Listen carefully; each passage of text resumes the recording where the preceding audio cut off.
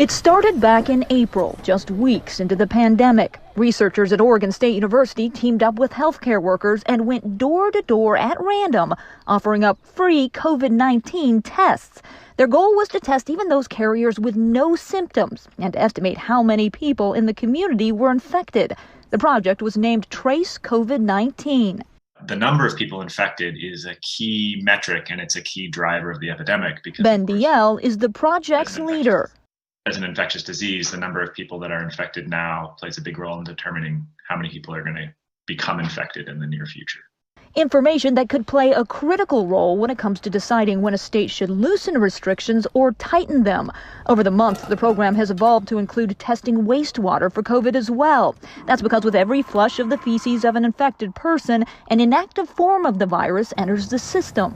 There's a really good correlation, actually, between the presence of the virus in wastewater and the prevalence. And now the OSU-based project is going national. Last month, the researchers received a $2 million grant from the David and Lucille Packard Foundation to create a national trace center, expanding OSU's program across the country.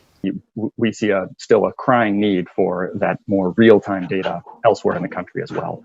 And the researchers say the real-time data could also play a big role in tracking the success of the COVID vaccines and lifting restrictions. How vaccine distribution may be impacting, hopefully, and decreasing prevalence. All those types of really important questions require information on what the virus is doing. This is the difference between knowing whether it's safe to reopen our economies or whether it's time for us to hunker down.